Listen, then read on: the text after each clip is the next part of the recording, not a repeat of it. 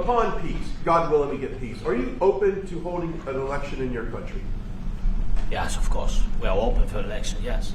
We have to do safety circumstances, and a little bit we need to work in the parliament, because during the war you can't have elections, but we can do security. We need, maybe, how to say, we need a truth, yes, everywhere, in the battlefield, in the sky, in the sea, yeah, to make possible for people to do democratic, open, legal elections. So you say during the war you can't have elections. So let me just say 3.5 years from now, so you mean if we happen to be in a war with somebody, no more elections? Oh, that's good. I wonder what the fake. You like this idea? Yeah, No. Speaking of news, I got a question for you. This sounds insane for me even to ask this, but do you think the American media really doesn't even want a peace deal because they've been so critical of you every step of the way as you lead the charge for peace? It's an amazing phenomenon. I said that if in the settlement you got Moscow, St. Petersburg, and thousands of miles around them, they would say, I made a bad deal. The level of hatred and animosity is incredible. Not with all. I mean, we have great people up here. We also have terrible people up there that I think are told what to say. But, in solving all of these wars, they don't even write about it. I saw major wars. I saw wars that have been going on for 31, 35, and 37, and a couple of quicker ones. One that was going to go into a full-blown deal very quickly. The one I'm talking about, it was a big one. But they don't even write about that.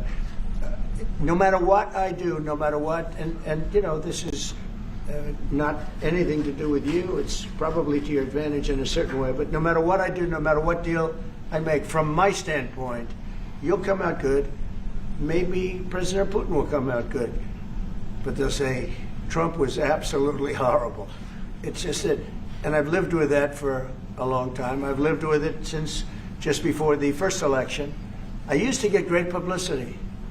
Now I get the worst publicity anyone's ever gotten in office, but I won in a landslide, so the people understand. They're the only ones that count, ultimately. But I've also had great reporters. I've had journalists that are very good. But it's very sad when you do the right thing. As an example, they said, because of the fact that Vladimir Putin came to American soil, this was a tremendous defeat for Donald Trump. No, it was really wonderful that he did it. It was a hard thing for him to do, to be honest with you. It was the opposite of what they said, but they said it. Now, if he didn't come, they'd say that was also bad for Trump. There's no way. And there's just a great dishonesty of the press, and I think that's why it's lost its credibility. Its credibility is at an all-time low. We have a thing going on right now in D.C. We went from the most unsafe place anywhere to a place that now friends are calling me up, Democrats are calling me up, and they're saying, sir, I want to thank you. My wife and I went out to dinner last night for the first time in 4 years, and Washington, D.C. is safe, and you did that in 4 days. I'll tell you, it's safe. I had another friend of mine, he has a son who's a great golfer, he's on tour, and he came in 4th yesterday in the big tournament where Scotty Scheffler made the great shot, and he said his son is going to dinner in Washington, D.C. tonight. I said, would you have allowed that to happen a year ago? He said, no way, no way. He said, what you've done is incredible. And I think the people realize it. But the press says, he's a dictator, he's trying to take over.